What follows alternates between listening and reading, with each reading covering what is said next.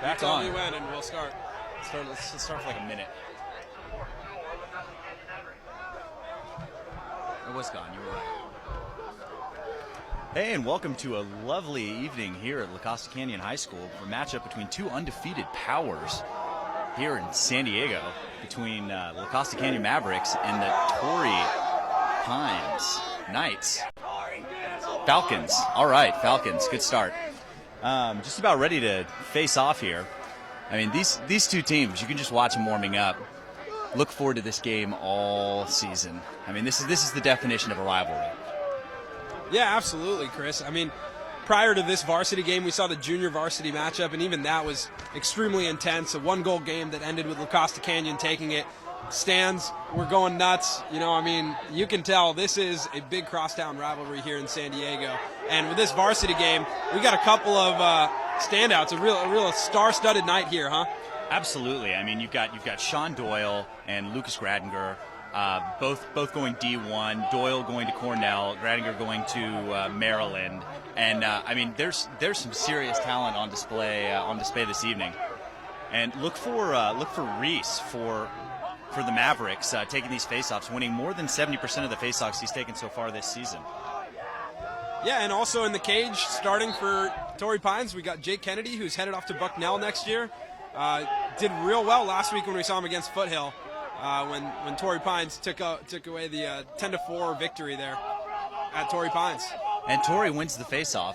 Brewster able to get the GB, and that goes straight to Doyle. Doyle finds Gradinger. Gradinger gets the ball back from Doyle. Looks across crease wide open. There's a shot just high by Andrew Perkins.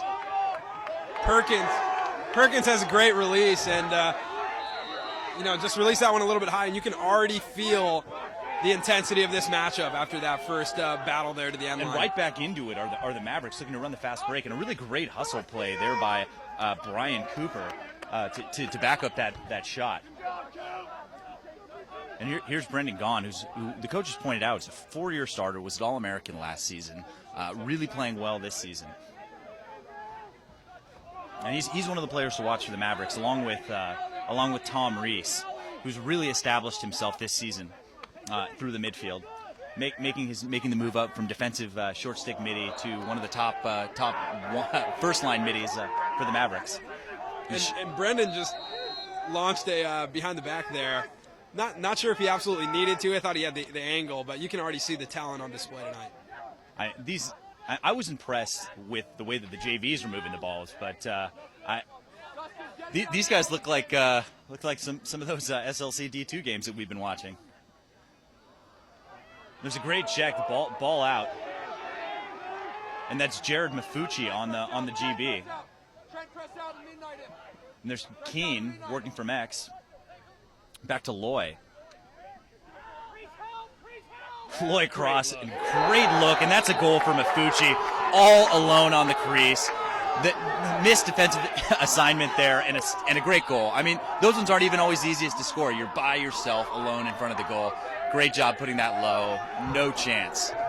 That was an absolute great look inside, and the Maverick sideline absolutely erupts after that goal. As we said before, this is a rivalry game, crosstown showdown here in San Diego.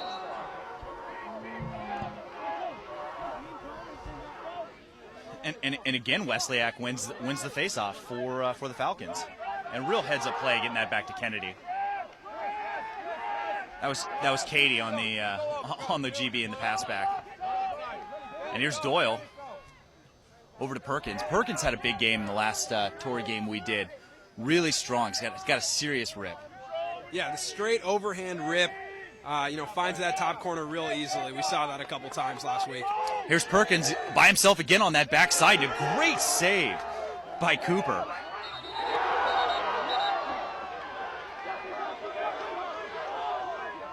Not sure what the call was there. May have been interference, but no goal on that one. Ball back to the Mavericks. And there's Moran starting with it over to Cooper as they work into the clear. ambitious pass right into the middle. And Melby able to come up with it. And right back into the offense. And as we see these teams settle into this game, I think it's very clear why both these teams are undefeated. LCC with the 8-0 record and Torrey Pines with a 9-0 record. I mean, somebody's got to come away with a win tonight, so it looks like somebody's record is going to be tainted.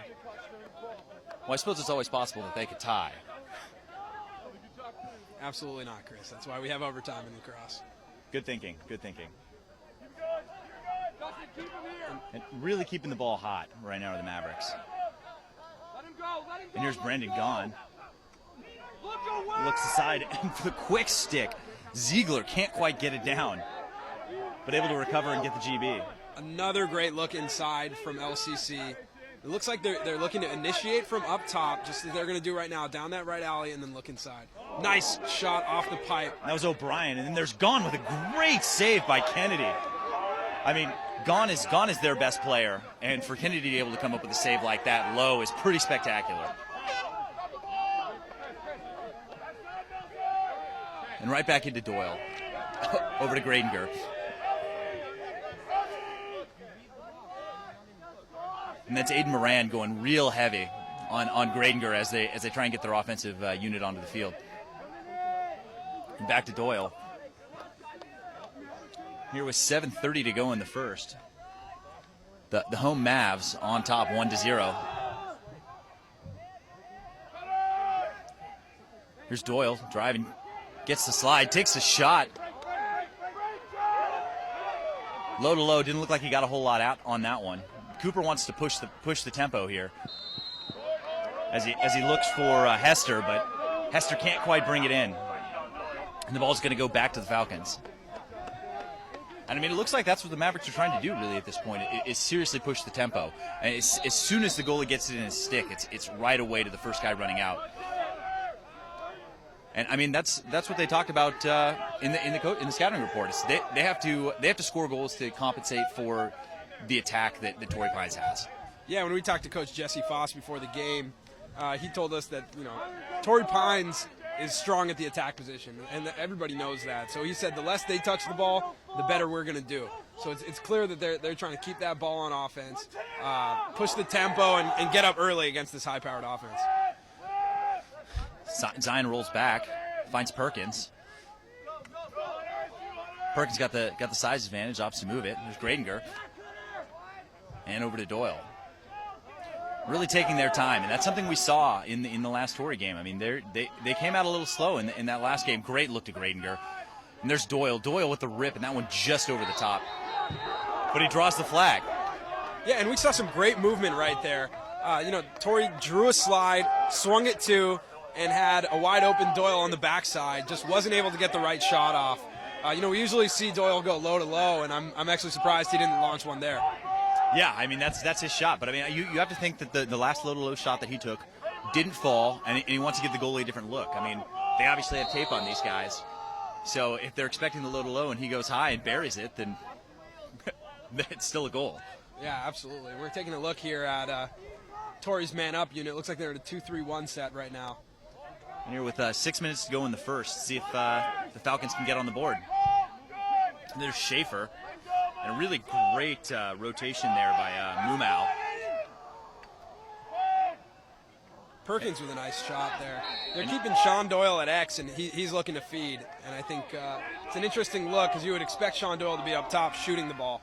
Yeah, and then you saw Zion up there just jumping, begging for the ball wide open, and didn't get it as it went to Perkins. But they're definitely getting looks. Back to Gradinger, up to Perkins. Gradinger tries his luck. God, it's a rocket. Yeah, they're getting their shots off right now. I think it's just a matter of time that these start falling on cage. Yeah, and I mean, once that's on cage, Cooper's going to have his hands full. Here's Perkins. Back to Zion. And that one's wide, too. Big rip. 5 seconds left in the penalty right now. Let's see if Torrey can get another shot off.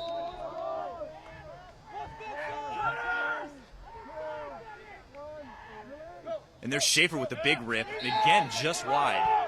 I mean, they're definitely getting their opportunities. There's quick look into Perkins. Perkins, and that one's off the helmet of Cooper. Really standing on his head.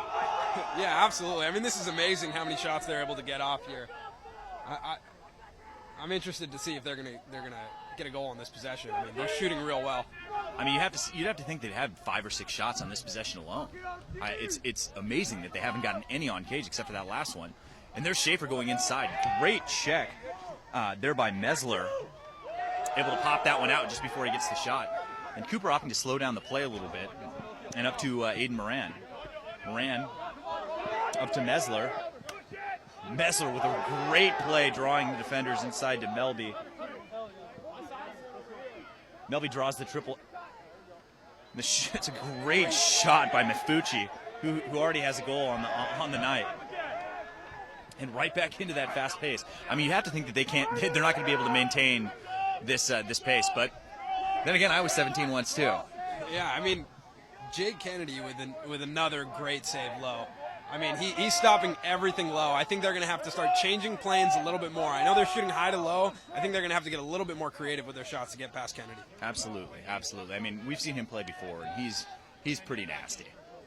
And again, please keep the comments and questions coming. We love to hear from you. We love to know you're watching, and any kind of feedback you've got, questions about the players, the game, anything in general, us personally, just let us know. Here's Perkins. Really using his size to his advantage there. Backing down Melby. There's Doyle. Up to Zion. Here's Schaefer. Schaefer, and that one's a goal. No one seemed to know. Looks like maybe Cooper got his stick on it, and then it trickled in. Either way, it still counts, and that brings the score to 1-1 with 3:24 to go in the first.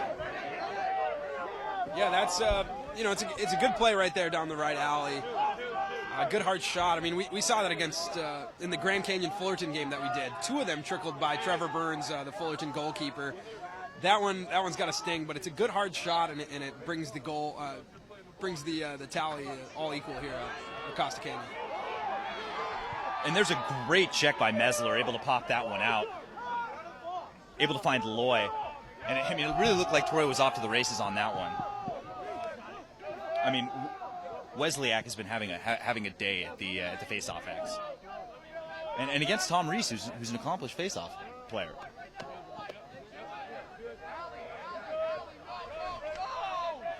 Here's Gaughan. Draws the quick double. Inside, and that's a great play. And there's Zane O'Brien, the senior midi, with the great quick stick goal. And it's 2-1 with 2:47 to go, and you can just hear the players in the crowd. I mean, they are fired up. Yeah, and that's just another great play from La Costa Canyon right there. Look inside and just burying it on the crease. I mean, that's the second time that we've seen them do that today, and I think Torrey Pines has got to stay with their cutters in the crease there. I mean, that's 2 for 2 right there. They got to watch those cutters inside. Yeah, and it looks like Torrey wants to talk it over, because those have really been the only opportunities that LCC has gotten, have been on the crease like that. So it's something that they're going to need to get locked down, the way that Kennedy's playing on the outside shots. Yeah, and they got a great coaching staff over there at Torrey Pines, led by Coach John Zizzi in his second year here at Torrey Pines. He's played at Tufts, and he was an all-New England attackman. He also was over at Tufts for that NCAA championship, which is a real exciting year for them. How about that? And, also we got Rory Doucette, whose father is watching today. John, Rory says hello, and I just want to give you a quick shout-out there. And Nick Gradinger, who's actually the older brother of Lucas Gradinger. And, Nick played over at Cornell. He's a 3-year starter at defense and a 2-time All-Ivy selection. Real star-studded coaching staff to go with the star-studded players on Torrey Pines. Yeah, it's no surprise that they're playing as well as they are. And, I mean, I don't know what they're cooking over there on the other side, but it smells great. So if anyone in the stands is listening, feel free to bring one over. Absolutely, and this game could be a long one. I'm feeling some overtime here. I don't know if you are, Chris. It's been some time since we've seen one on the Lacrosse Network. I certainly hope so. There's Wesleyak with the great GB. Up to Gradinger. And really had great checks inside. Serious pressure. And there's going to be a failure to advance going against the Falcons. Ball back to LCC. There's Mafucci going to bring it in. Here with 2:20 to go in the first. LCC on top 2-1. Here's Ziegler moving to Flood. And LCC's opting to stop movement until they get their offensive unit on. Here's Hester.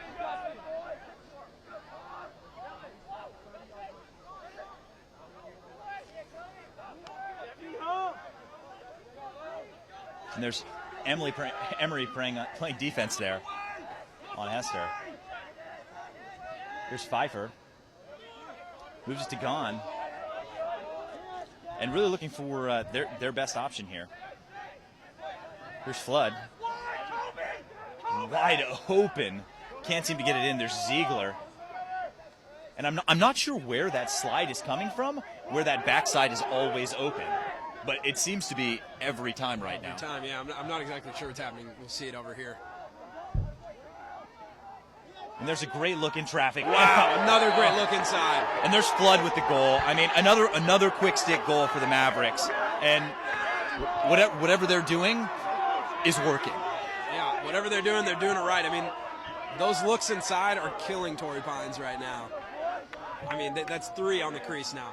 I mean, you have to think with the goalie as good as they have, they might think about switching to a zone and keeping their sticks inside and forcing them to shoot outside. I mean, Kennedy can make those saves. Yeah, we're seeing Kennedy save everything from the outside. I got to see that I got to think that the coaching staff wants to see them take those outside shots and see Kennedy eat those up. And there's Reese winning his first face-off of the game, winning it to himself. And if it wasn't for a great check, he would have gone straight into the fast break. And more great checks. I mean, we're just having a regular check party out here right now. There was Trent and Katie able to get that one back. And here's Perkins. Up to Schaefer. We've got about 30 seconds to go here in the first. I have to think that Torrey's going to hold the ball and wait for the final possession or shot of the quarter. It's Doyle up to Schaefer. Schaefer had that great goal down the lane. Here's Zion. Rolls back, draws the double, rolls back again. Loses, able to get it back. Cross crease to Perkins, 12 seconds. Up to Schaefer. Back to Zion. 6 seconds. Great spin. Switch to his left, takes a big hit, going to draw the flag. And that's absolutely a flag. Any kind of contact in lacrosse to the helmet, and he is not feeling very good right now. Yeah, it looks like he's having some trouble right now. I mean, that was a big hit. Looked to me like it was helmet to helmet. It was at the very least it was hands to helmet, and there's just no place for that in lacrosse. I mean, we have that. If you haven't seen the hit from that North Carolina game, Hopkins game, it's on our page, and it's straight to the head. I've never seen a helmet come off in a hit in lacrosse, and it's pretty ridiculous. Yeah, we saw, Rob Guida just get taken out by Virginia's Pat Harbison, helmet to helmet there in that game. And, another big hit to the helmet. I don't think Zion's going to be able to make it in for this man up. And I'm thinking that the Torrey coaches are going to want to hold this and start the next quarter man up. But, Rob Guida was able to come back in on the next man up possession after his hit and score one top corner. So, look, yep, Sean Doyle holds on to it, and Torrey's going to start the next quarter man up. Yeah, so definitely stay tuned, and we'll be right back for the second quarter.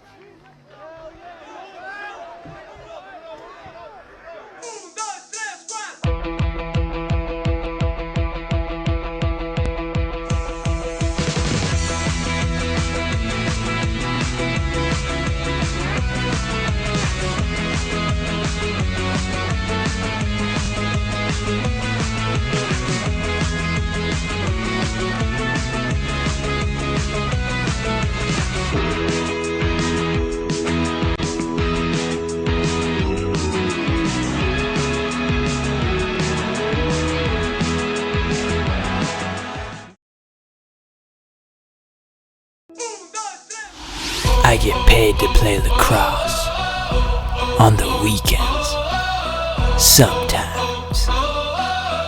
So I train myself mentally, physically, and spontaneously. Yeah.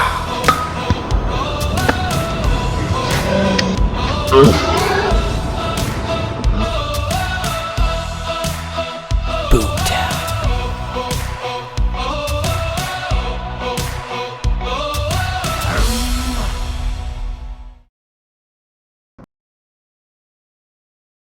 They're coming back in right now, so just tell me when you're on.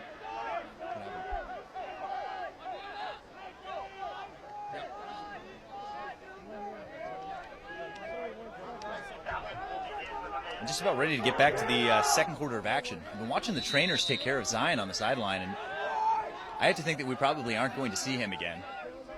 But right back into the man-up possession for Torrey. And really moving the ball well. Gradinger with the big rip, and they're hitting everything but the cage right now. I mean, it's 3 inches to the left, 3 inches to the right, 3 inches over the top. They have to start hitting the cage here. One of these shots. And that's a great check right there. A nice pick. Yeah, and that's Mesler again, who's really having himself a game tonight. Here's Perkins. Looks like Gradinger. They're back into this 2-3-1 set. Something that's real interesting to see is they're actually shutting off Sean Doyle. And there's Mesler again with that just bamboo forest, getting his stick in front of the balls. So we got another 13 seconds here on this penalty, and you have to think that they're just going to hold it at X until this is back to even strength. Definitely something that threw Torrey Pines off right there is coming into that man up, shutting off Sean Doyle. I thought that was an interesting coaching decision there by Coach Foss, and it threw off Torrey Pines on that man up possession. And there was a serious hit down there at the end that Ben Keene took, trying to hold that, drawing the double, rolled right into it. And Torrey able to get the ball back. And there's a Kennedy up to Barnes, and great defense by LCC. I mean, on every level, from their ride to their defensemen to the LSMs. I mean, they're playing really great defense right now. Here's Loy. 10:22 to go in the half. And here's Mafucci. Melby. And back to Gaughan. And Gaughan is a big kid. Yeah, absolutely. I mean, there's no doubt why Coach John Paul over at Michigan wanted him over there, and why he's going to be playing D1 lacrosse at Michigan next year. And he really kind of fits the bill of the players that he likes too. That kind of lanky player like Trevor Yealy, who's got just a big rip. Yeah, absolutely. Yeah, I'm excited to see Gaughan take some more rips in this game. We've only seen him take one so far. Right. I mean, they're just that if it ain't broke, don't fix it. Yeah. I mean, they're getting that inside look. Another one. And there you go. I mean, right on cue, Ben Keene with another quick stick goal. I mean, I think all four of their goals have been quick stick goals. Yeah, they got to make an adjustment right now.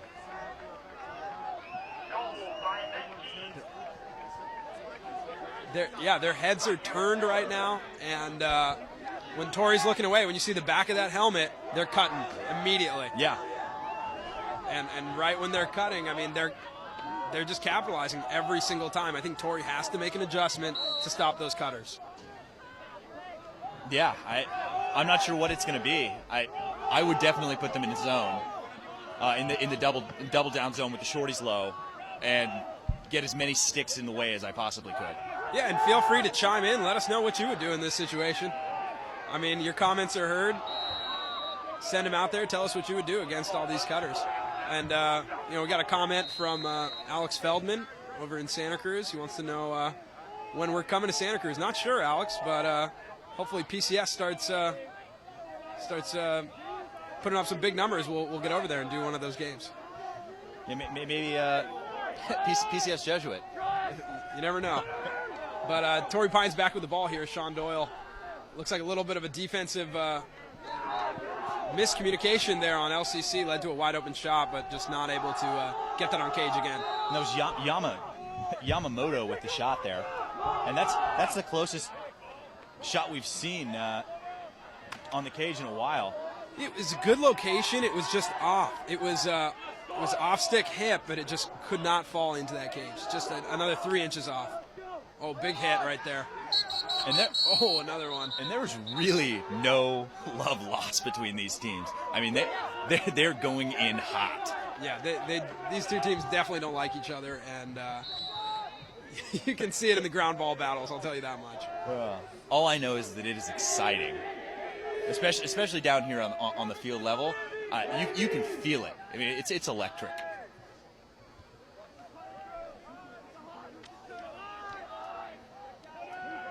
It looks like Torrey going to their second unit on the midfield, trying to make something happen offensively.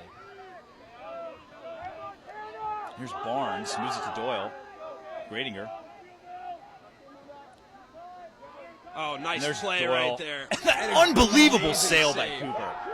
Amazing save right there. I mean, Gradinger came up the pipe and just drew somebody. And another one by Doyle. Let's see it. Nice play, Sean Doyle. Unreal. That's a great face dodge right there. And just an unbelievable goal, showing why he's going to Cornell. Oh, man. And that's one of your favorite dodges there. Get the hitch, get the defenseman, his feet stopped, and then you're by. And then air gate style dive across the crease and goal. Sick. Absolutely. Just a really impressive play from Cornell bound Sean Doyle, showing why he's one of the captains here on Torrey Pines. Here we got 7:39 to go in the half, and this is a really great game. 7:33 left, and we got a 2-goal game here with the Mavs up 4-2. And Coach John Zizzi described Sean Doyle as explosive. And there's Mesler with a big time rip with the pole. And it looks like he might come up with the GB too. I mean, he is everywhere for the Mavericks right now. It really is. I mean, he might be in the runnings for the TLN Player of the Week, huh, Chris? I'd have to say he's right now he's earning my vote. Yeah, absolutely. And just a quick reminder during this broadcast, we will be giving away some great lacrosse swag. We're giving away a tank top. Sorry for Laxon tank top. Yeah, that's tomorrow, Saturday, for our SLC Game of the Week. So this weekend we will be giving away some great lax swag. But yeah, and also if you're going to be at the Jam by the Sea and you happen to be watching tonight, be sure and come by. We're going to have a tent there. We're going to have a pretty sweet spray paint station for some TLN swag. So be on the lookout if you're there. Come by, say hello. I'll be there. Samir will be there. So come by and say hello. We'll be accepting high fives all day. Yeah, high fives are free. And Torrey Pines brings it back into their offensive set, and I think they're going to try and get something different going here. I think they were having some really great success having Gradinger drive up from X and then feeding Doyle. I mean, they got to find their stars right now. Yeah, I mean, that's a spectacular save. Oh, man. And there's Yamamoto. Moves it to Perkins. Perkins with the decided size advantage there. It's like he likes his matchup. It's on the left side. And again, just sticks in the air for LCC's defense. That was, I don't know what happened there. I don't know how they got a shot off there. That's the Steele Stanwyck butt shot right there. That almost went in. And LCC's doing a great job of playing physical and getting their sticks in the lane, just like you said, Chris. And it's leading them to a lot of possessions and a lot of transition. Yeah, and they're really pushing the transition. I mean, it's working. It's working for them too. They haven't scored any fast break goals yet because if they don't have the immediate look, they're disciplined enough to go into their settled offense, which has been extremely successful. So I mean, really impressive play from the Mavericks. I mean, they're playing like they want to win tonight. And I can't believe he didn't turn and take that shot. And that's Ziegler, who had a really, really good look. Wow, a big call right there and a quick whistle. You know, Quinn Kesnick always says it. You got to watch out on these quick whistles. And Steele Stanwyck and Wells Stanwyck are two guys who are just dangerous. I can't believe that wasn't a hold, and it was. You're going to get it. Yeah, and they're out of the box. I don't think Yamamoto saw the flag there, but I would have been flabbergasted. I'll go with that if they didn't call that. But it's going to be a 30-second technical, and we're going to get another look at the Falcons man up. So it'll be interesting to see if they leave Doyle at X, and also if LCC opts to shut him off, which it doesn't look like they're going to do. And 4:30 to go, with the Mavs on top of the Falcons, 4-2. A little bit of a different look here on man up for Torrey Pines. They got two at X. They got Lucas Gradinger and Sean Doyle at X. And it looks like they're in a 1-3-2. I think they're going to be looking for that shot from Perkins. He's dangerous from there. And there it is. There it is, and it's like clockwork, Samir. I hope you're playing the lottery this week, because that was pretty amazing. Yeah, that was absolutely amazing. I mean, we saw that little space that he had, and when we talked to the coaches from Torrey Pines, this week they described him as having a rifle. I mean, and we saw it right there. Just high-to-high release, singes the corner, just unbelievable goal from Perkins. Yeah, and it's even more impressive because of the way that Cooper's been playing in the cage. I mean, he's been unbelievable. And this season, Andrew Perkins is actually the leading scorer on the midfield for the Torrey Pines Falcons. Here we go. Looks like Torrey wants to bottle some of this momentum and get a real settled possession going here. Absolutely. I mean, just a great game so far. One goal game. The Mavs on top, 4-3 with 3 minutes and 56 seconds left in the half. Just some exciting gameplay tonight. Absolutely. We've got a full weekend of lacrosse this weekend. Make sure to tune in tomorrow at 1 p.m. on the Lacrosse Network. We have the number 20 in the nation, University of Arizona Lax Cats, taking on the USD Toreros down here in San Diego, and that will be at the Jam by the Sea. Excited to be out there tomorrow. If anybody who's chimed in today is going to be there, make sure to stop by the TLN tent. Yeah, and that's the Lax Cats have been playing really well of late, winning some big games, and I'm excited to see them playing well again. Real historic program in the on the west side. Yeah, and just a lot of shakeup in the MCLA. The Arizona, they took down Colorado, and last night Colorado took down BYU. It's just you never know in the MCLA. I think it's. This year especially. This year especially. Since Michigan is gone this year, I think it's been amazing to see. Well, even those years, I mean, no one was beating Michigan, and no one was beating Chapman. I mean, it was Michigan and Chapman would be undefeated going into the national championship every year. Yeah, absolutely. And this year we got a little bit more of an even matchup. I mean, the tournament is going to be insane. I'm really excited. It's anybody's game. Absolutely, and we're going to get back into the gameplay here with Torrey Pines on offense. 3 minutes and 56 seconds left. Mavs up 4-3 on the Torrey Pines Falcons. Both teams undefeated, just exciting matchup. If you're just tuning in with us, I'm Samir Chaudhry here with Chris Marshall. We're live on the Lacrosse Network down in, a little bit of a chilly Southern California this evening, huh, Chris? Yeah, it's still a pretty pleasant evening. I mean, chilly is relative to our thin blood from living in Southern California. I'd guess it's about 62 here in Encinitas. And right Frigid. there, I think we saw Lucas Gradinger just give a little head nod to Sean Doyle. It looks like Gradinger might want to do a little two-man game with him. Looks like the ball's lost, though, for Torrey Pines. And again, Messler all over the place tonight. Just impressive play. And he wants it back. A lot of the offensive players in lacrosse get a lot of the glory, but I don't think it's the LSMs and the defensemen get enough praise for bringing the ball down to the offense. And creating transition and creating possession time. I think it is really impressive, and that's just a great play by the LCC defense. Yeah, and I mean, you've seen some of the respect come back in the MCLA with I know Matty Walrath got 18% of the vote for Player of the Year last year, and I know he was a preseason pick for Player of the Year this year. I mean, it's going to be hard not to give it to Ted Farron with the year that he's having, but it's good to see that Walrath is getting some recognition for the way that he's been playing for the last couple of years.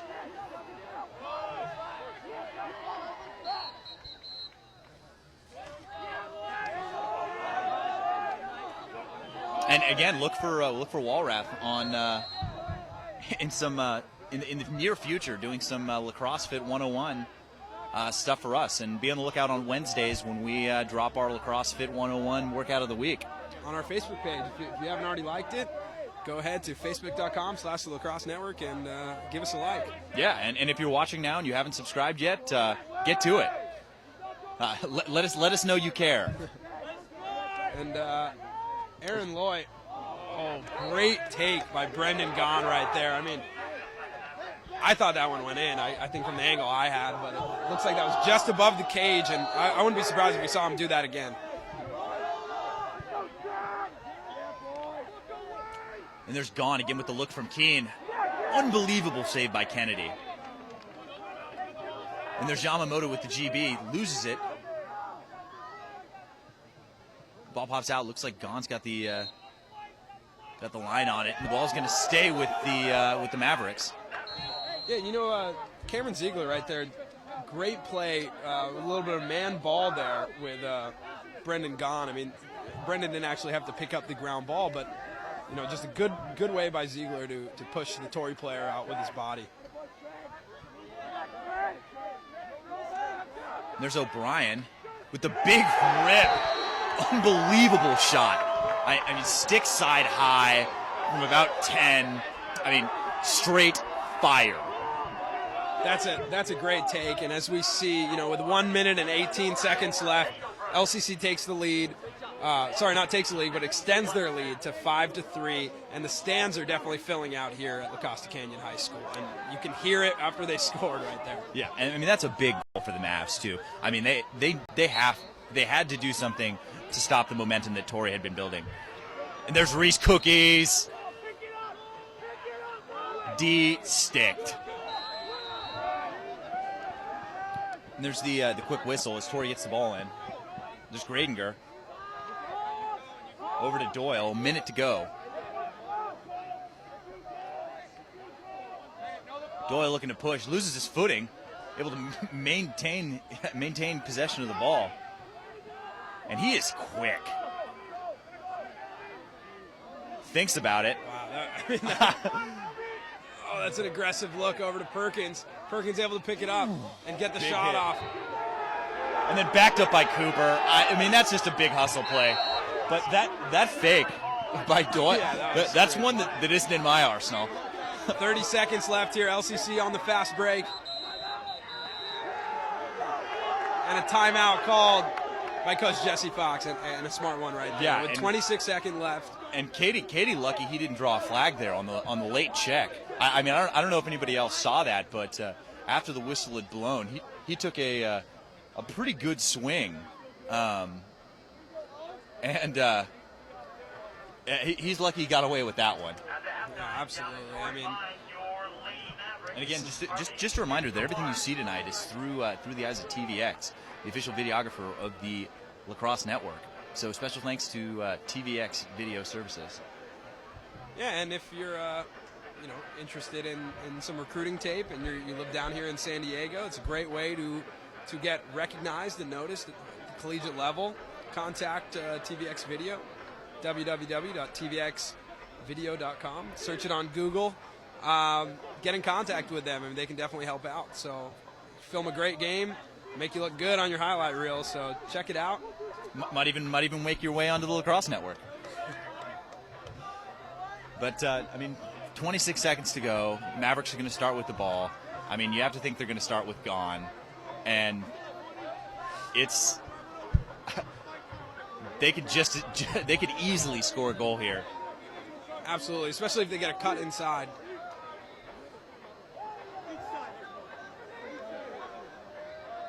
And that would be huge going into the break, pushing their lead to 3. Yeah. And again, please keep the comments coming. Comments, questions, anything you got. We'd love to hear them. Looks like we got a question here. Is Perkins playing in college? Actually, I'm not actually sure. We'll find out. We'll find out. Yeah. We'll look into it. I know, a handful of players from Torrey are playing in college.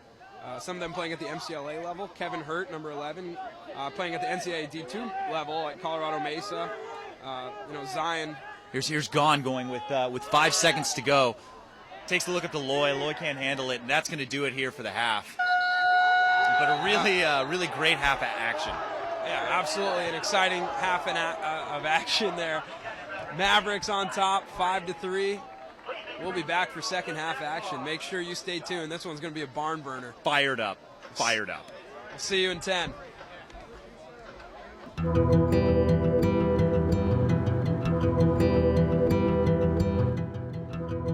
You can't define it. You can't destroy it. It makes your nerves look like steel. It's in your heart. It makes time stand still. It's where legends are born in the final seconds of the game. Boomtown.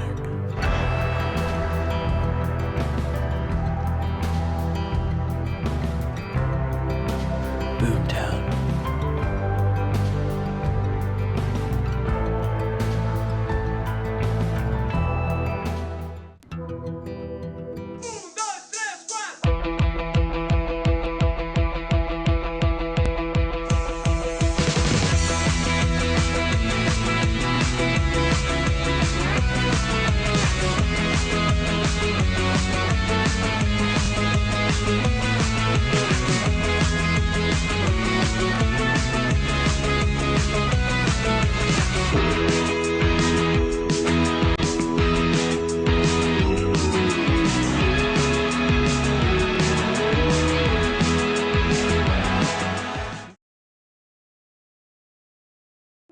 This is Jack Sandler from Skidmore College. Hi, this is Dave Campbell from Middlebury College. This is Coach Gradinger from Trinity Lacrosse. Coach Kyle Benton from St. Lawrence University. Chris Malone at Arizona State. This is Sean McGonigal. This is Coach Mike Allen. Dallas Hartley. You're watching, and you're watching.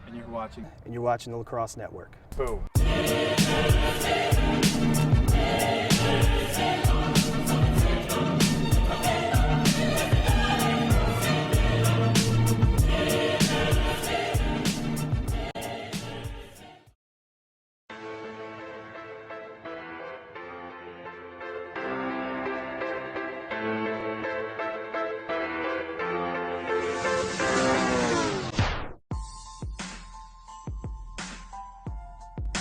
Hey guys, it's Greg from East Coast Dyes, and I'm going to show you how to string a basic 9-diamond top string.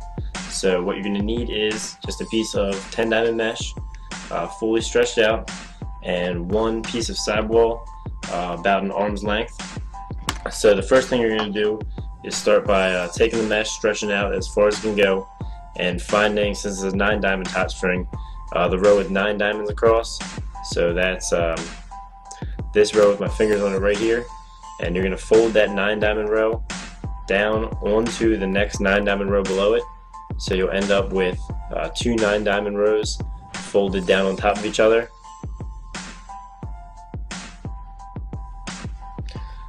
Alright, so the first thing you're going to do is you're going to take your sidewall and you're going to put it through the very first hole, through the outside of the very first hole in the sidewall of the head. Then you're going to get that first 9-diamond mesh hole, and you're going to take the string and put it up through the bottom of it and pull it all the way through. Then you're going to take the sidewall and wrap it back and put it through that first sidewall hole again, so it wraps around the mesh and will pull the mesh tightly to that sidewall so it's not going to move. Then you're going to take the string and you're going to put it back up through the bottom of that very same mesh hole. Then you're going to move on to the next 9-diamond row, and you're going to go with the sidewall straight through the top of the head, the next hole in the head, without going through the mesh, just right into the back of the plastic. Then you're going to take your sidewall and go up through the bottom of that second 9-diamond mesh hole. and pull all that slack out. You can see you've created this loop here from where you went into the plastic in the head. Just go back up through that loop with your sidewall like that and pull all the slack out. Make it nice and tight so it looks like that. And then you're going to take your sidewall string and go down through the top of that very same mesh hole and leave a loop just like you did before, just like that, and go through that same scoop hole from the front. Pull it all the way through, and then take your sidewall and go down through that loop. And again, pull all the slack out. You want this nice and tight, so it's going to keep your mesh really tight up at the top. So there is our first completed knot on the top string on the second 9-diamond. So then we're going to skip this next 9-diamond hole in the mesh right here and go on to the next one. So you're going to go again in the plastic first, leave a little loop up through the bottom of the mesh hole, pull that knot tight, and then down through the same mesh hole from the back, and then up through the back of the plastic and pull that tight. So now you've got 2 done. Again, we're going to skip another mesh hole in the middle because you want, since it's 9 diamonds across, there's going to be 1 hole left in the middle untied, so it's nice and symmetrical. And you're going to go in through the back of the plastic, up through the bottom of the mesh, and through that loop you created. Then back down through the mesh into the front of the stick, then back up through the top string hole and pull the rest of the slack out. So you can see that 9-diamond row mesh right there is right in the middle of the head. Then we're going to skip another hole of mesh and go into the second to last one, in through the plastic, leave a loop, up through the bottom of the mesh, pull it tight, then back down through the mesh like that right there, leave a loop, in through the front of the sidewall, down, so take it down to the loop, pull it tight, and now we're going to tie the sidewall off by tying this last 9-diamond hole down to the sidewall of the head like we did before. So you're going to go down through that last hole of mesh, then in the inside of the very top sidewall hole and out the side, then go down through that hole of mesh again, the last one, and then back through the inside of that first sidewall hole, and then pull the last 9-diamond row really tightly down. Then just tie off a simple knot at the end, and you are all done. Alright guys, that was how to string the 9-diamond top string. If you like this video and want to see more tutorials, make sure you subscribe to my channel, East Coast Dies, and the Lacrosse Network channel for more string tutorials and daily lacrosse gear.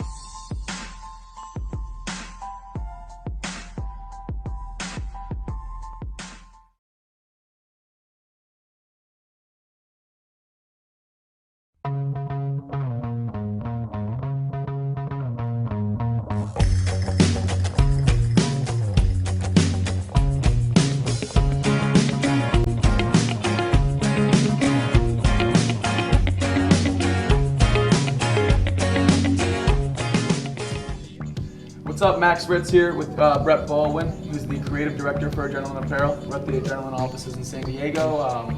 Here to talk about the hats that we'll release as part of our spring-summer collection. Brett, you want to dive in? Yeah, first and foremost, the hat that I'm most excited about this season is definitely the staycation hat. It's a new fit, new fabric, new hat for us. It's really lightweight, super fun for summer. You can even play in it if you want. Using a lightweight nylon. This is basically the gray colorway that's going to be in our mainstream Adrenaline Movement line, and then we have a pretty exciting addition that's going to be part of our confidential line. It's going to be a little bit more exclusive, a little bit harder to get your hands on. Max can tell you a little bit more about it. Yeah, the Adrenaline Confidential program was built pretty much to reward some of our very best partners and retailers and such, and we do that by giving products like these. they have access to, whereas some of the wholesale stuff does very, very well, and you pull out like a neon for a really great partner. So look for these in select retailers, look for these in all retailers. This will be a fun line. I mean, as you can see, a lot of these colors and a lot of these styles are pretty undeniable right now. I mean, this is our take on a classic look. It's snapback, it's made by great manufacturers, so the fit's all there, and we're just stoked to have a line of hats that's ready to roll, and personally with the Terp colors. So we're jacked up. Thanks. Thank you.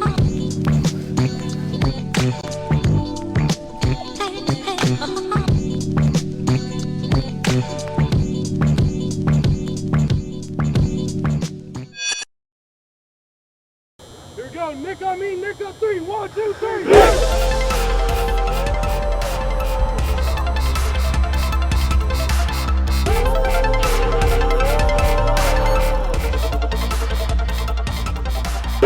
I'm Matt Holman. I'm the head coach at San Diego State University. Right away. I run tournaments in the off season, and I do a tournament out in Palm Springs. And Nick was a participant in one of the teams, and I'd sent a thank you letter to all the team participants. And his mom wrote me back and told me a little bit about his story, and it just kind of caught my heart, kind of pulled at the heartstrings. And I thought of some ways to get him involved here with the team, and it just kind of spawned into making him the honorary captain this year. So. On behalf of the team, we wanted to ask you if you'd be willing to be our honorary captain this year. We got you a shirt, and we got Captain Nick on the back, and we all signed it for you. It's such an honor. I mean, to even watch them play, they're extremely good, and I would give anything to be as good as them. Nick has been playing lacrosse for the last 2 years, but it was his dream for more like 3 years, and Nick has most of my life. Most of his life. Nick has a liver disease called biliary atresia, and it's really unheard of for kids to be playing contact sports when you have liver disease. His whole life he's been playing, but he's never had a passion like lacrosse, and I think lacrosse has really given him something to live for every day. I am waiting for a liver transplant, so I cannot be an attackman, because if I got hit in the stomach, yeah, that wouldn't be good. My favorite part about lacrosse right now, since I'm defense, is probably getting to deck people. when I'm an attackman, probably shooting and faking.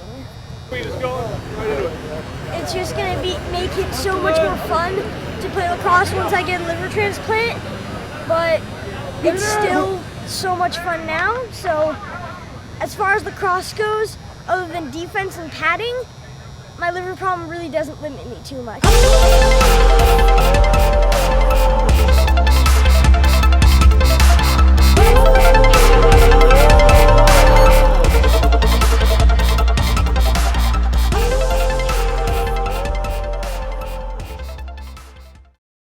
But we'll see. We've got 12 seconds remaining here. A 1-goal deficit for BYU, but they have the possession.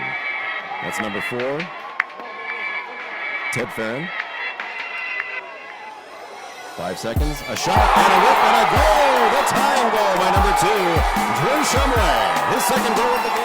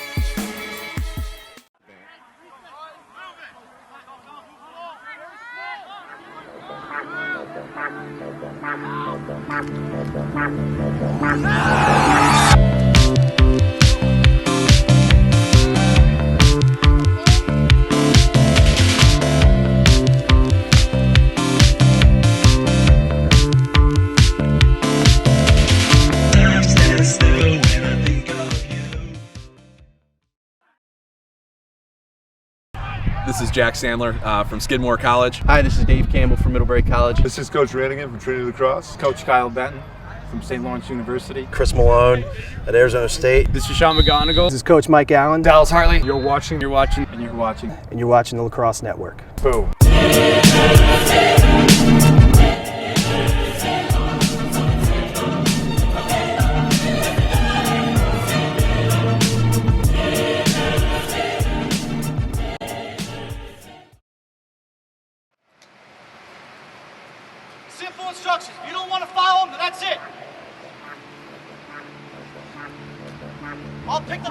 myself.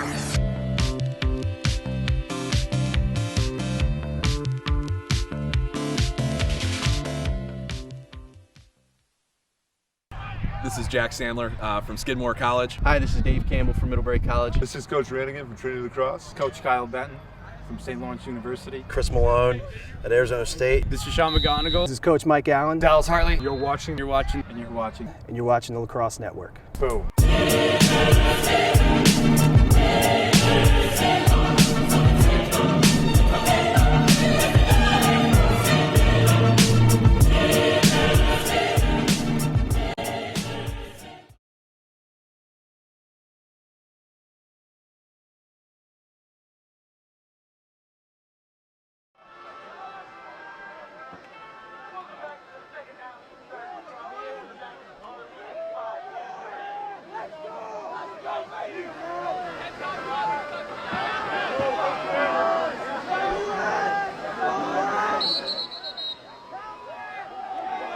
And we're back to the action here.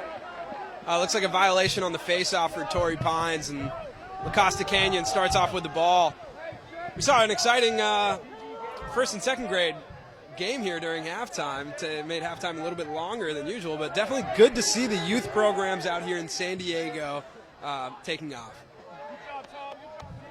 Definitely something that we're excited to see, and I think that's what leads to all these kids going out and playing NCAA Division I lacrosse after this is the youth programs. And in answer to that question about, and there's another great look inside. Keene was just asking for that ball.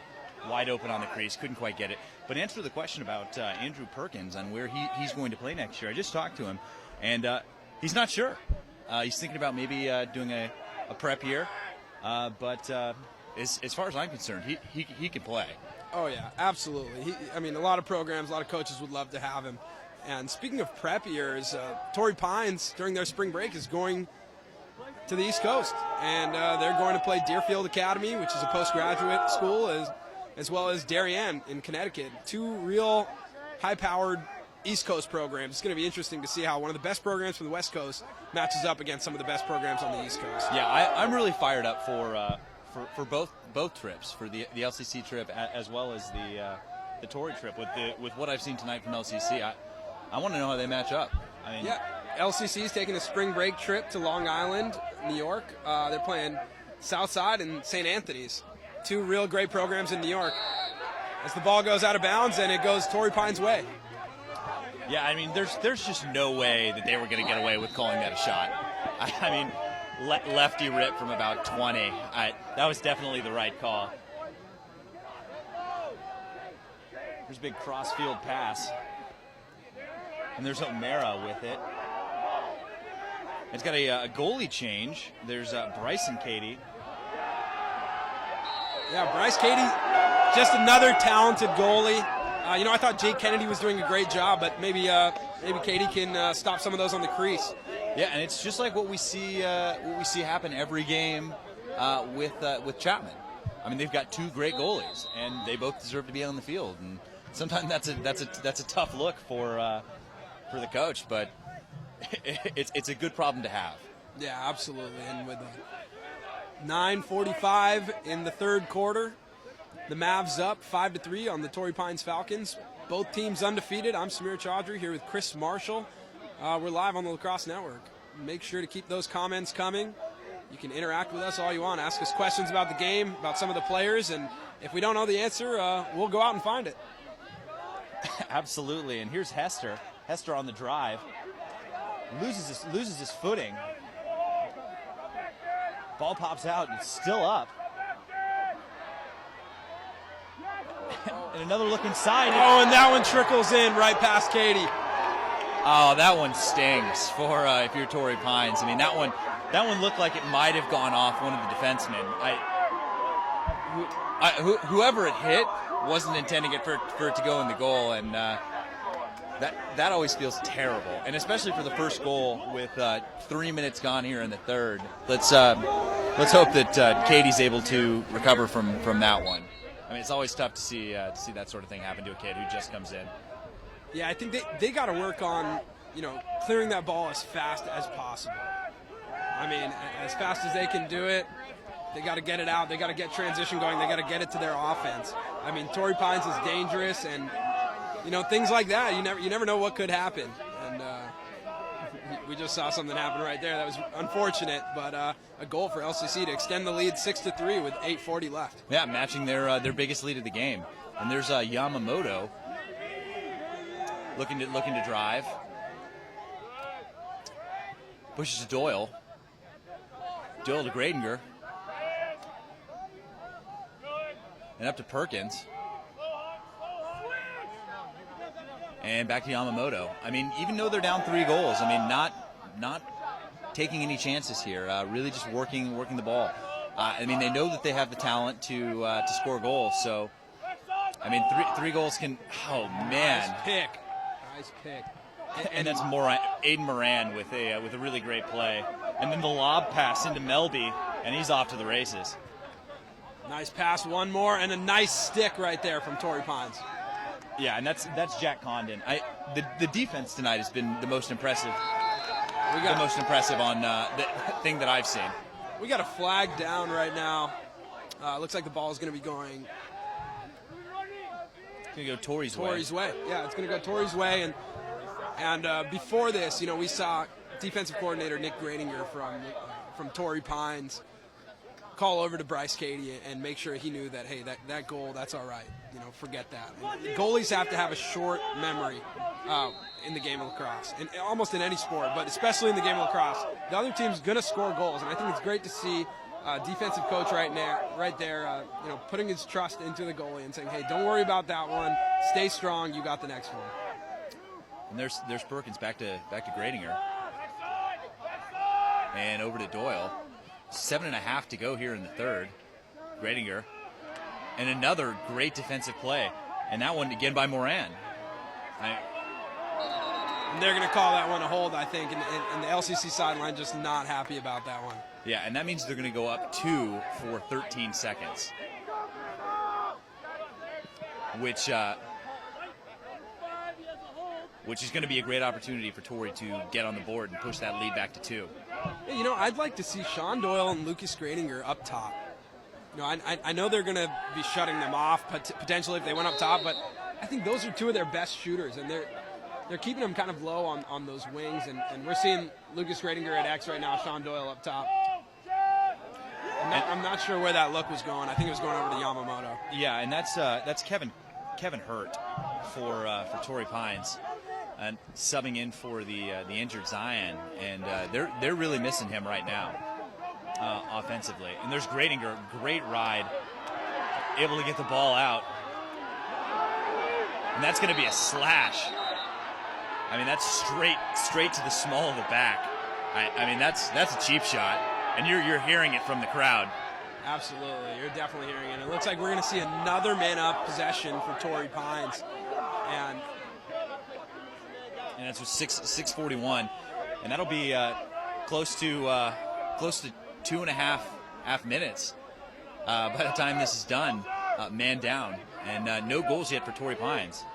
And we can see, the Torrey Pines sideline is just fired up right now. They're down 3 with 6:41 left in the third, and their senior goalie Jay Kennedy, who's on the sideline, is still in the game. He's still jumping up and down with his teammates on the sideline. He's still making sure that they know they're still in this and that they have to win this game.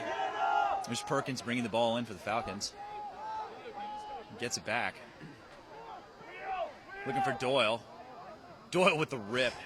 I mean, that low to high rip is just a laser. Yeah, that's Doyle's shot. I mean, that's the shot that he likes to take. It's the shot that he's most successful on, and I want to see him take some more of those. And that's like a real, and that's a great check by Tudor, who to get the ball out there, and then real hustle and gets the ball to Ziegler and timeout Mavs, and the play that they're getting out of their polls right now for LCC is unreal, and we've seen some good polls play.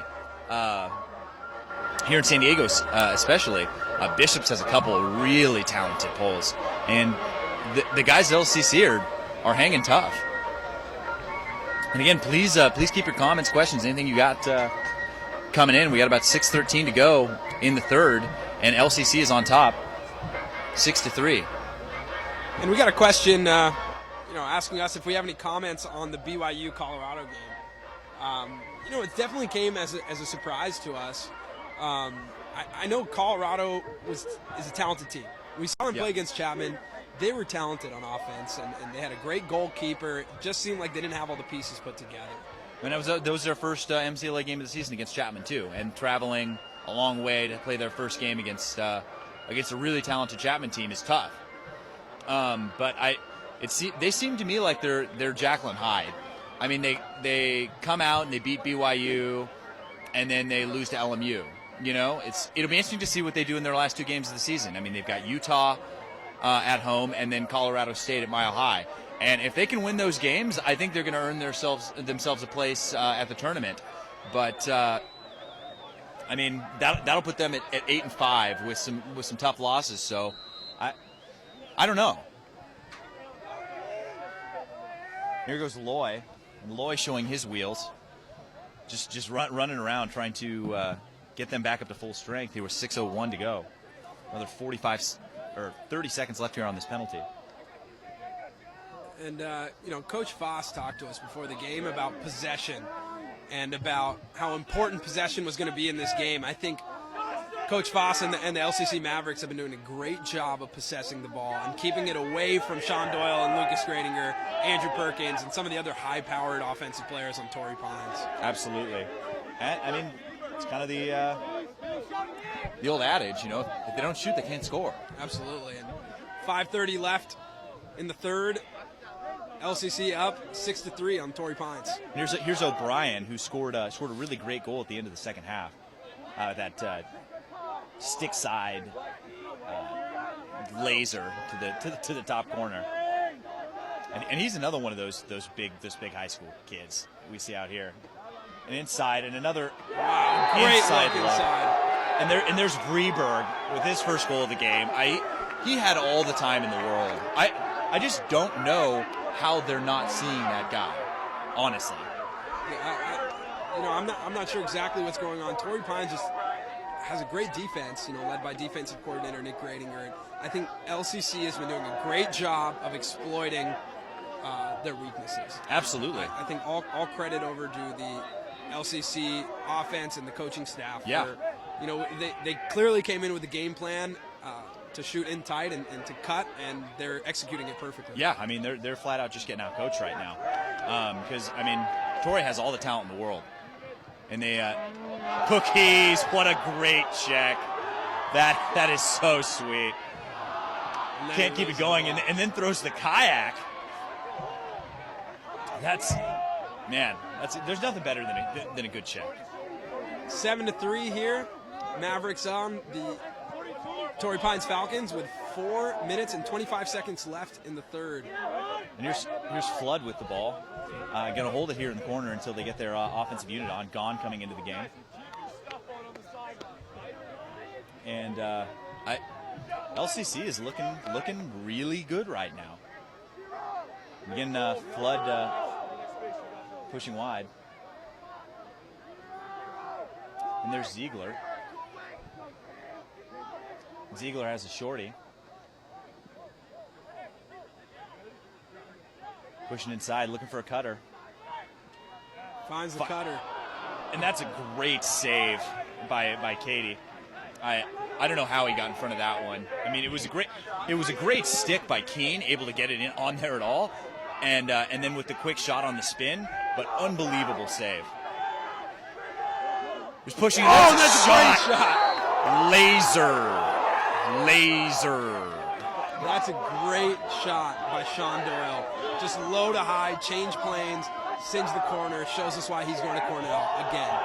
I'm surprised that didn't send the goal clear off the field. I mean, that was again with that hitch and the low to high, and like we saw in the first quarter, Torrey was getting their shots.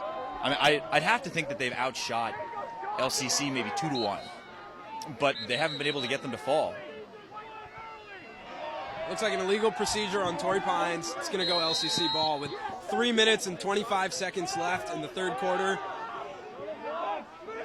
With that last goal, Torrey Pines cuts the lead to 3, and LCC leads 7-4. And there's Mafucci was taking some serious business checks there on the arms. Lost it, was able to get it back, but he probably can't feel a whole lot of his fingers right now. And here's Aiden Moran, moves the ball up. Just back to Hester. Hester's got the shorty, and they go on the switch. Draws the double, spins back. Great look, here's O'Brien. And O'Brien's got a cannon, and he also found Vreeberg on that last goal. So just as good on the feet as he is on the shot. There's Flood. That one's in the back of the net.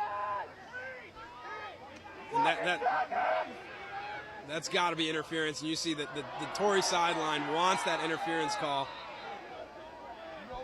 And it doesn't look like they're going to get it. It looks like they're going to start with the ball, though. And Torrey here on the break. Crowd not happy with that call. Yeah, and that's Carter. Carter with the just Perkins using every last inch of 6'2" to get that one. It looked like that one was coming into the press box. And here's Gradinger. Sure. And Doyle here with 1:45 to go in the third, and he's by using that quickness again, looking at the skip pass to Perkins. Perkins with a big rip and a goal. And that is Perkins showing what he's got there. Bounce, laser, goal, bringing the lead back to 2. And Torrey's not done. They're not going quietly into the night here in Encinitas. And this game is as billed. I mean, this is a serious rivalry game. Nobody wants to lose. No one's giving an inch. The stands are packed. I'm fired up. This is exciting lacrosse. And I got to say, that play was made, a lot by Sean Doyle. It was a great look by Sean Doyle across the field to skip the ball over to Perkins, and Perkins with just, consistency with that high release. Yeah, and that just goes on how much respect they're giving Doyle on that low to high shot. I mean, he throws the fake, and they have to bite on it, and he's able to get that skip pass across to Perkins and score the goal. And here's Gradinger, and he's inside, thought about it, can't quite get it, gives it to Doyle. There's 58 seconds to go. Oh, great look by Doyle. I mean, he's an impressive feeder. And that's a great hustle play by Schaefer, able to get that. And there's Torrey trying to beat LCC at their own game. With 45 seconds left in the third, Torrey's going to look to cut the lead down to 1 here. Sean Doyle at X. And they're going to the quick double here. Doyle coming across, looking for Schaefer. Schaefer with the rip, and a great save by Cooper. He just tracked that one right into his stick, and he's playing great right now. And here we go, 20 seconds to go. It's cross-field pass. And here's Aiden Moran, back to Cooper. There's 12 seconds left. Finds Mumau, who loses it, and Yamamoto has it. 4 seconds. 3, 2, 1. And I mean, that shot was taken after the whistle, but Doyle got that one on cage. I mean, that's impressive. Yeah. But that brings us to the end of 3 here at La Costa Canyon High School down in San Diego, California. LCC up 7-5 on the Torrey Pines Falcons. And, I mean, one more quarter, 12 minutes left to decide this one, and it's going to come down to it. I mean, it's going to come down to the last minute. Yeah, and you're absolutely seeing the best lacrosse from the best players at this point in the game. I mean, when they need to step up, they're stepping up. I mean, you see Doyle out there, putting his team on the back and scoring a couple quick goals and having the assists there. I mean, he's really rising to the occasion. Yeah, and thanks for tuning in. We'll be right back with some fourth quarter action from La Costa Canyon High School. Stay tuned. Simple instructions. If you don't want to follow them, then that's it. I'll pick the balls up myself.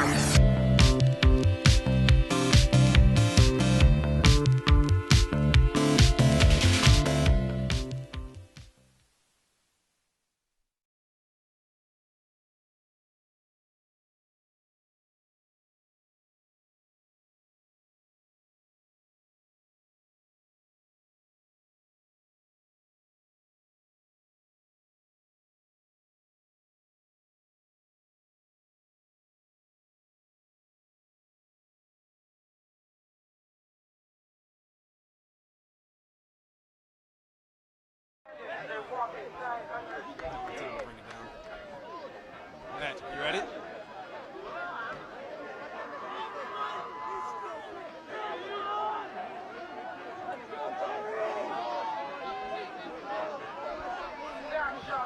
And welcome back to Encinitas, California for the fourth quarter here between Torrey Pines and LCC. And this game is really turning out to be a real barn burner. I mean, both these teams not giving an inch. Torrey pushing back every time LCC tries to pull away. I'm excited to see what happens. Absolutely. Torrey wins that face-off. There's Wesleyak playing great, and a great check to get that out of his stick. Big scrum on the ground ball. And they are just haymaker checks. Everything they've got. And who other to come up with the ball there? I mean, he is everywhere. They're going to call that Torrey's way right there. You know, something that's really great about Torrey Pines as they bring the ball back in is that Coach John Zizzi and the coaching staff at Torrey Pines, they make it mandatory actually for the Torrey players to go coach youth programs here in San Diego on the weekends. And I think that's amazing for the growth of the game. You know, they all go and they coach. Oh, and that's a good look right there to Sean Doyle from Perkins. Just couldn't get there. But, you know, they go out and they coach. And I think that's really important. If this game is going to grow, every member of the community is going to have to help it grow. And I think this is a great example of a high school team taking initiative and helping the sport grow in the state of California. Absolutely. And that's a great check by Doyle. And the ball's still out. And that's a great ground ball by Mumau, able to come up with that. Moves it to Keene. Keene gets in the box. 10:30 to go. And there's Melby. And that was a pretty crazy sequence right there. I mean, it looked like Doyle was going to get the ball back up to Gaughan, or Gaughan. There we go. Gaughan moves it to Loy. I wouldn't be surprised if we see LCC slow the ball down right now. I mean, there is 10 minutes left in this game, but I'm sure LCC wants to take some air out of the ball, cool it down, and kill some clock here. Yeah, and see if they can get another one of those looks that have been open for them all night on the crease and get a one-on-one goal. Because a 3-goal game and a 2-goal game may not seem that different, but it's a huge difference for the psyche of a team. You score a goal and you're within 1, it's hugely different than you score a goal and you're still down 2. So this is a huge possession for LCC. And there's Flood drawing the double. Moves it to Loy. Ziegler. And O'Brien back up to Gaughan. LCC working out of a 2-2 set, and they're looking to dodge down the alleys. And I think that's why they have had so much success inside, is because they're working out of this set. There's 9:15 to go. O'Brien with it. Looks like he likes his matchup. And he's definitely got the size advantage on Yamamoto there. There's Ziegler. Getting some real heavy checks from O'Mara at X.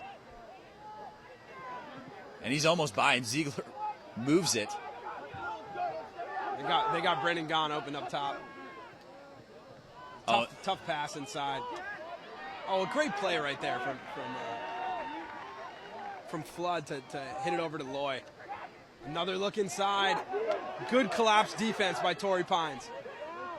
And there's O'Brien trying to get away. Can't do it. And the ball's going to go to back to Torrey with 8:20 to go. And that's where you see that coaching adjustment right there. Torrey Pines collapses in the crease right there. Just awesome adjustment from the Torrey Pines coaching staff. And there's Carter with the heads-up play going across and making himself available to take that pass and move it down to attack. There's Doyle. There's up to Barnes and over to Perkins. And Torrey Pines really doing a great job here at the end of the third on getting decent shots and getting them on the cage. Here's Doyle, 7:38 to go. Over to Gradinger. So he wants to back him in. Not having any of it. There's Perkins with the low rip off the pipe. Schaefer gets the ball off the pipe, looking to go right back at the cage. This is dangerous right here. A little unsettled action. Nice play, Sean Doyle. Nice save. And he's going to be in the crease. And Cooper had that sniffed out from the beginning. I mean, he knew that he wanted to roll inside and do that dive across the cage and had it covered. But oh man, what a great look by Perkins on that shot. Absolutely. And 6:50 left in the ball game here. LCC with the ball. LCC on top, 7-5. And there's Christian able to move the ball to Keene. And with 6:30 to go, no goals so far here in the fourth. And LCC on top by 2. Here's Mafucci.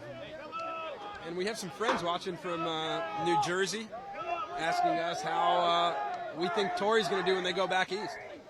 You know, I'm not entirely sure. I don't know enough about the East Coast programs that they'll be playing, except for that, you know, Deerfield Academy and Darien. Those are 2 quality East Coast programs. This year in particular, I'm not sure how they're doing, but I know Torrey Pines has some impressive offensive players, and I'd like to see them go there and have great matchups against both of them. Absolutely. I mean, I'd like to think they'd be able to hold their own, but I'm excited to see the results no matter. And here's Keene driving, and there's that look up top and a great save by Katie on the another one of those cutters coming through. And there's a great GB by Trenton Katie. And we want to say hello to our viewers from Hawaii as well. Thanks for tuning in. And I know we have some viewers from, nice play. I know we have some viewers over in New Zealand right now. Just wanted to say thanks for tuning in. And we're real excited for this new movie coming out called The Hobbit. So keep your eyes open and your ears peeled for that movie. And a little bit of a forced shot there by Gradinger on that one.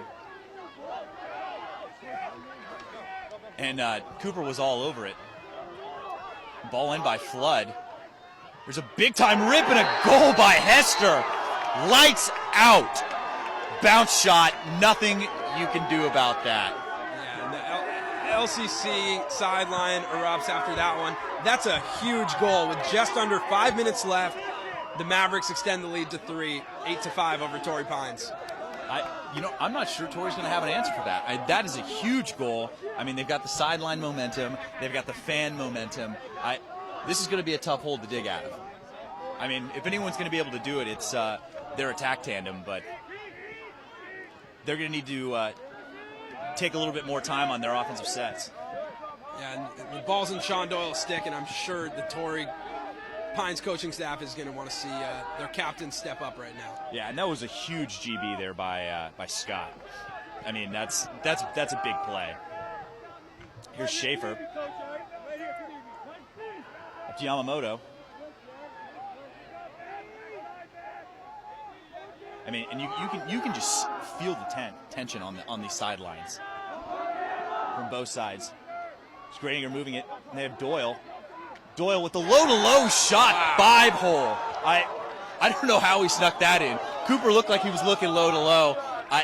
He had about the size of the ball to get that in there and managed to do it, but unbelievable goal there. And there's the answer right there. That's the answer back with a big goal from their senior captain and the Cornell commit, Sean Doyle. I mean, that's impressive right there. You know, cuts the lead to 2. 4:14 left in the game. 8-6 LCC. Here's again Reese and Wesleyak going at it at the face-off act. It's been a great matchup all night. We haven't talked about it nearly enough, but both these players really fighting out there. And there's a great GB. Got a lane. Takes a look and a great save. There's Cole Tudor, the LSM, on that shot.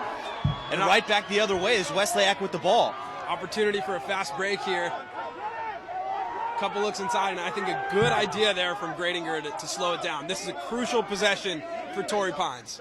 And there's back at the Perkins. I mean, they almost have to get a goal here to make sure they're back in this game. Schaefer with the shot, and that one just outside. Another great save by Cooper.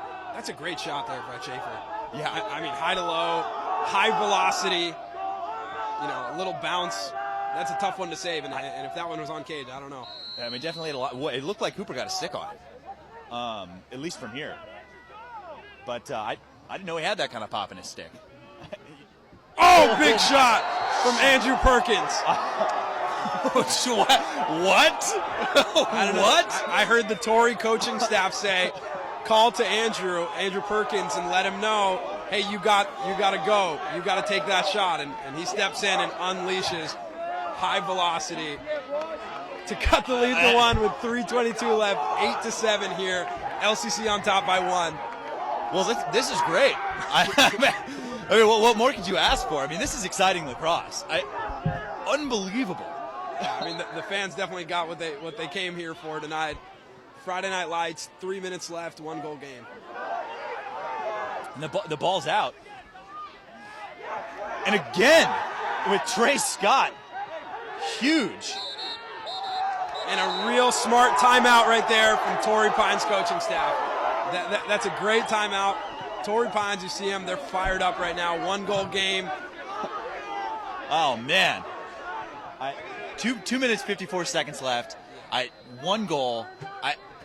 They're looking like they want this game to go to extra time. Absolutely.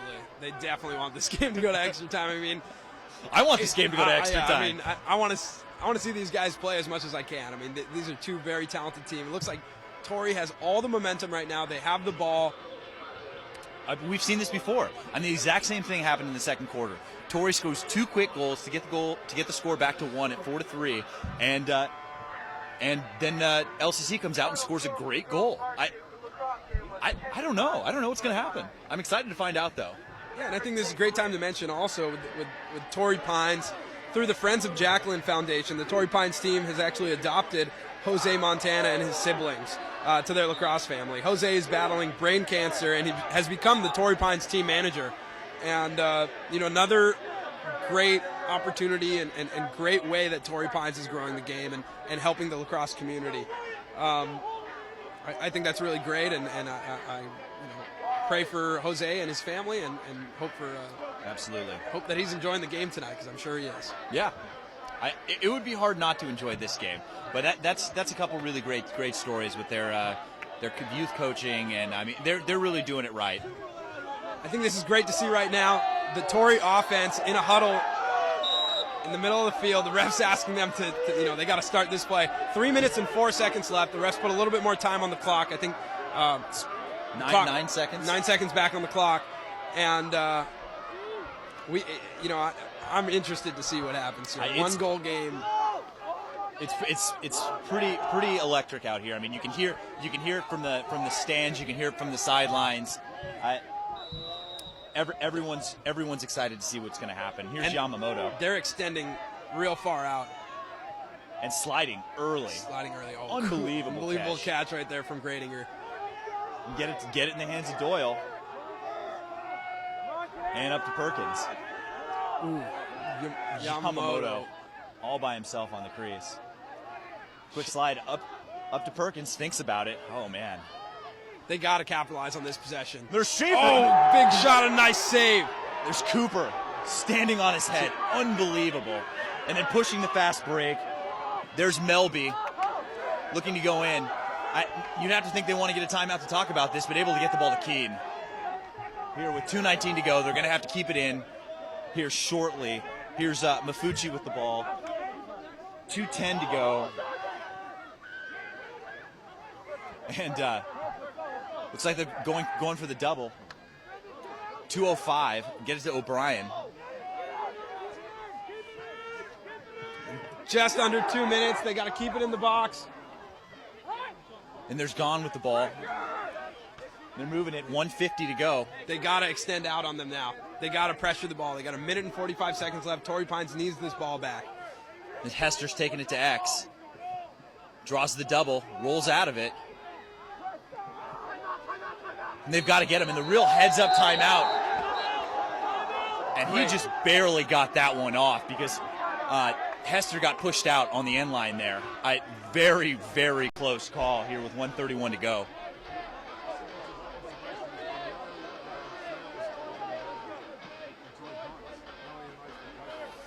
Yeah, I mean, that's definitely going to be interesting to see what happens here. A clutch timeout call by Coach Foss there from LCC, and it's interesting to see that, you know, a great observation from Mark Haddad coming over and telling us that, you know, there actually haven't been any penalties called on Torrey Pines. We haven't seen the LCC man up in quite some time. Yeah. And just a reminder that, you know, everything you see here on the Lacrosse Network is through the eyes of TVX Video. TVX Video Professional Services.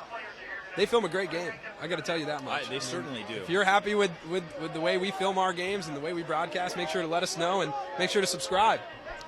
Yeah, absolutely. I mean, the only thing more fun than being here is watching the game on the Lacrosse Network through the eyes of TVX Video Services. Absolutely. And, you know, just a reminder here, stay tuned. After the game, we got a little sneak peek at some adrenaline hats, some new summertime adrenaline hats. So check them out. They're real great, and they're coming out soon.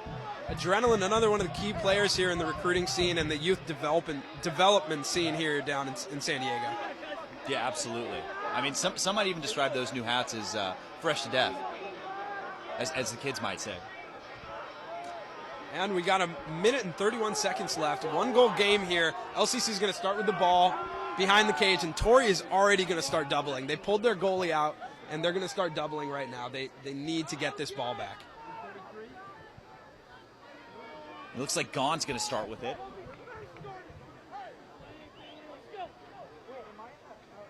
And Gaughan starting with it. I mean, you have to keep it in your best player's hands. They've actually and that ball over. Completely pulled the goalie. There is no goalie in the game for Torrey Pines. That is a bold move. It looks like they're going to stop the game for an injury. He looks like he's grabbing his knee, and you know that's one of the problems with this artificial turf. I mean, it's great for the weather, you know, especially here. You know, if anytime it rains and it doesn't get messed up, but it'll grab you and it won't let go. I mean, I know when I was in college, I broke my leg. You know, got grabbed by the turf, wouldn't let go, and I hope he's okay. I mean, it looked like it might have been Yamamoto over there, or possibly Trey Scott. But either way, our thoughts are with him because he looks like he's hurting over there. And again, with 1:17 to go, real good play from the officials, stopping that play. But please stay tuned for the last 77 seconds here, and we'll be right back.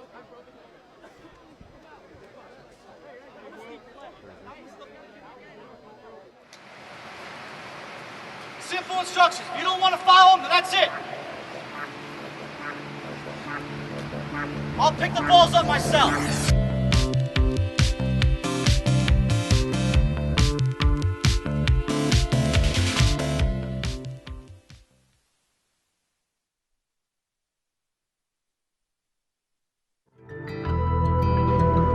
When you're in the game, never hesitate. Do whatever it takes to win.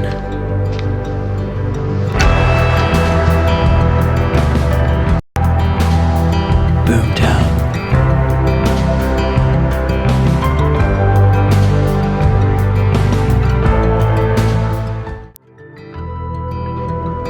When you're in This is Jack Sandler from Skidmore College. Hi, this is Dave Campbell from Middlebury College. This is Coach Gradinger from Trinity Lacrosse. Coach Kyle Benton from St. Lawrence University. Chris Malone at Arizona State. This is Sean McGonigal. This is Coach Mike Allen. Dallas Hartley. You're watching, And you're watching. And you're watching the Lacrosse Network. Boom.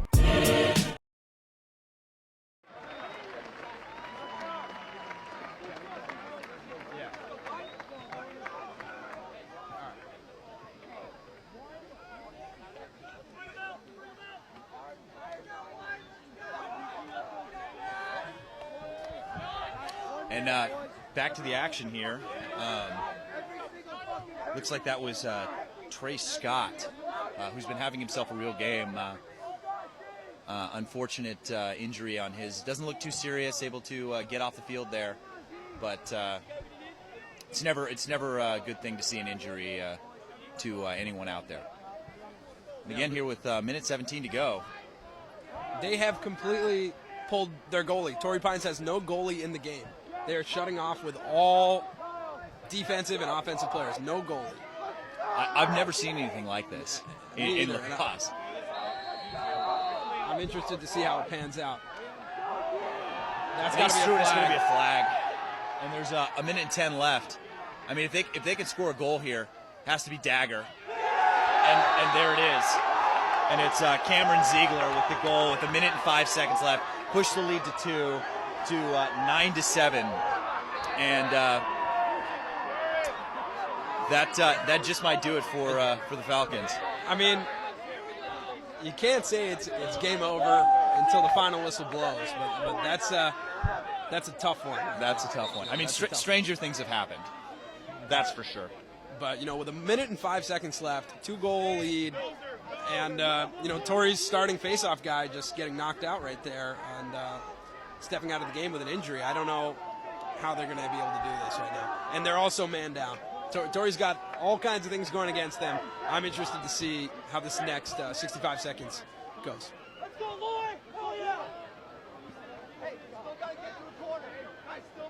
Here we go. It's going to be Wessayak and Reese on the faceoff.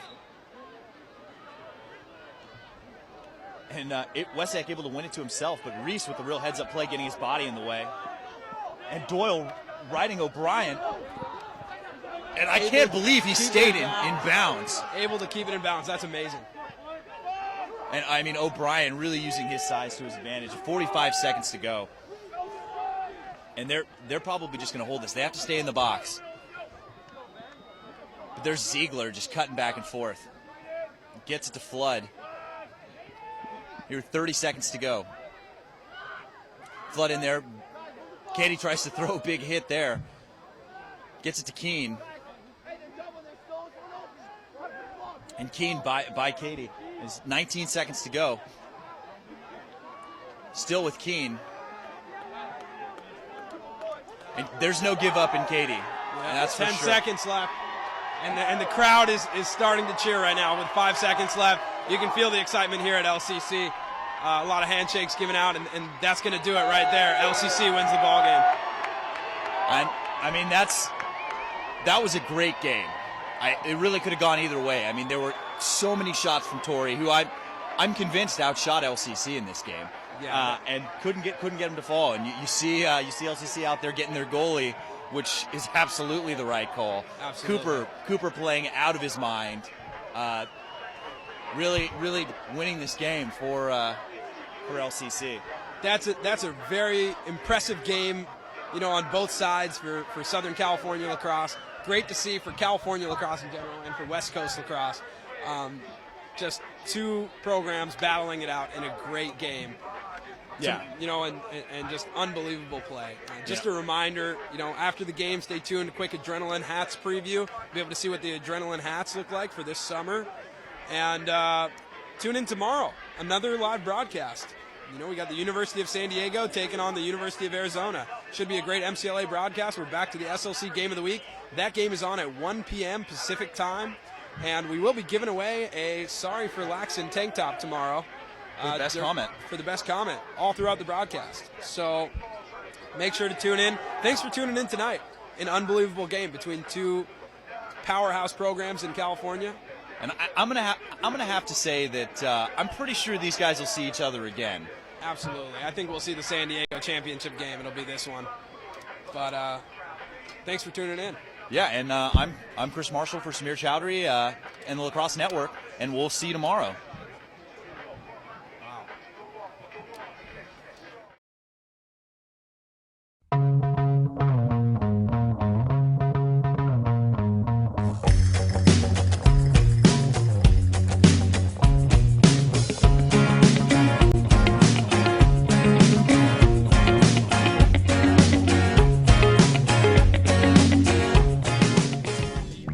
What's up, Max Ritz here with Brett Baldwin, who's the creative director for Adrenaline Apparel. We're at the Adrenaline offices in San Diego. Here to talk about the hats that we'll release as part of our spring-summer collection. Brett, you want to dive in? Yeah, first and foremost, the hat that I'm most excited about this season is definitely the staycation hat. It's a new fit, new fabric, new hat for us. It's really lightweight, super fun for summer. You can even play in it if you want. Using a lightweight nylon. This is basically the gray colorway that's going to be in our mainstream Adrenaline Movement line, and then we have a pretty exciting addition that's going to be part of our confidential line. It's going to be a little bit more exclusive, a little bit harder to get your hands on. Max can tell you a little bit more about it. Yeah, the Adrenaline Confidential program was built pretty much to reward some of our very best partners and retailers and such, and we do that by giving products like these. They have access to, whereas some of the wholesale stuff does very, very well, and you pull out like a neon for a really great partner. So look for these in select retailers, look for these in all retailers. This will be a fun line. I mean, as you can see, a lot of these colors and a lot of these styles are pretty undeniable right now. I mean, this is our take on a classic look. It's snapback, it's made by great manufacturers, so the fit's all there, and we're just stoked to have a line of hats that's ready to roll, and personally with the Terp colors. So we're jacked up. Thanks. Thank you.